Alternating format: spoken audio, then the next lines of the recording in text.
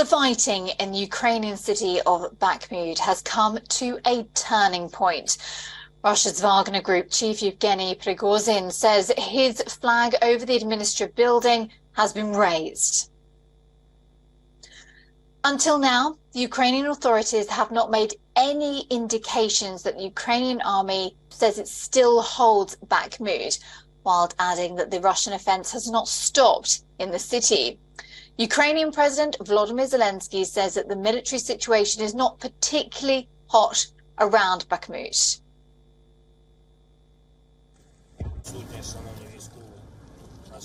Ukrainian military commanders have said that a Ukrainian counter-offensive backed by the newly delivered Western tanks and weapons is not far away. However, Ukraine is still waiting for the complete delivery, ammunition and Western jets that have been termed as critical by Zelensky.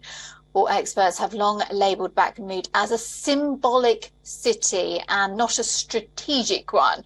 But the real question here is, if Bakhmut really falls, how is it going to affect the morale of Ukrainian soldiers? And what will the Ukrainian army prioritise first, counter-offensive or holding the recaptured and available grounds? Well, let's get more expertise now from Scott Lucas, who is a political analyst and professor of international politics at the Clinton Institute, University College Dublin. Thank you very much indeed for your time. So this is a real breaking point from the sounds of it in the situation, in the war in Ukraine. How do you think this is going to play out? Well, I think, first of all, it's very important to deal with confirmed facts versus spin and propaganda. As I speak to you, there is no, and I repeat, no evidence to back up the claim of Yevgeny Prigozhin, the leader of Russia's mercenary Wagner Group, that they control all of Bakhmut, this city in eastern Ukraine. He has made these claims in the past. This morning he makes this claim, but we haven't yet seen the flag over the central administration building in Bakhmut. We don't know if he's referring to just an administration building or just a building. This announcement has as much to do with the infighting between Mr. Prigozhin and other Russian leaders, and in particular, a bombing in St. Petersburg in Russia overnight that killed one of Mr. Prigozhin's allies, a military blogger.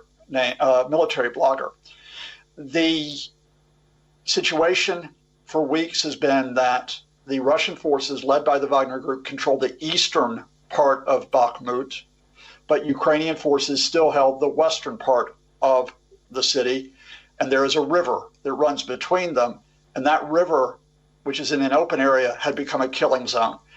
So I'm going to be very cautious about the announcement and say to you right now that I don't have confirmation of any change in Bakhmut, whereas we're looking at the wider situation, which is this Ukrainian counteroffensive that you've referred to.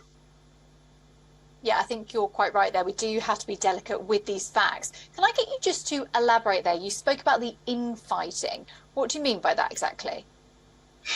So starting last autumn, Mr. Prigozhin's Wagner Group took an increasingly public role in the Russian military effort as Russia suffered losses among its conventional forces. So when Russia wanted to take Bakhmut, which they've been trying to seize since May, they relied on the Wagner Group to do so with what are being called human wave attacks, just, almost like a zombie movie, wave after wave. And as soon as you kill them, there are more that show up. But despite those attacks, the Wagner Group was unable to capture Bakhmut by the end of the year. It was unable to capture it by the first anniversary of the invasion, which was February the 24th, and it was unable to capture it by April the 1st, which was the deadline set by the Russian Defense Ministry. So Mr. Prigozhin has been criticizing the Defense Ministry. He says it's been starving my fighters of ammunition and equipment. He said that Russian officials are in a monstrous bureaucracy. He even called them traitors. So you've got Prigozhin, who is in a battle with the Russian Defense Ministry for influence. And so these statements he makes from Ukraine, in part, are to bolster him and to say to Vladimir Putin, I'm the guy you should rely on, not your own defense ministry or your commanders. A dangerous mess from the sounds of things. Thank you so very much indeed for the clarity there and for your expertise on the topic. We appreciate your time. That's Scott Lucas there, political analyst and professor of international politics there at the Clinton Institute, the University of College Dublin.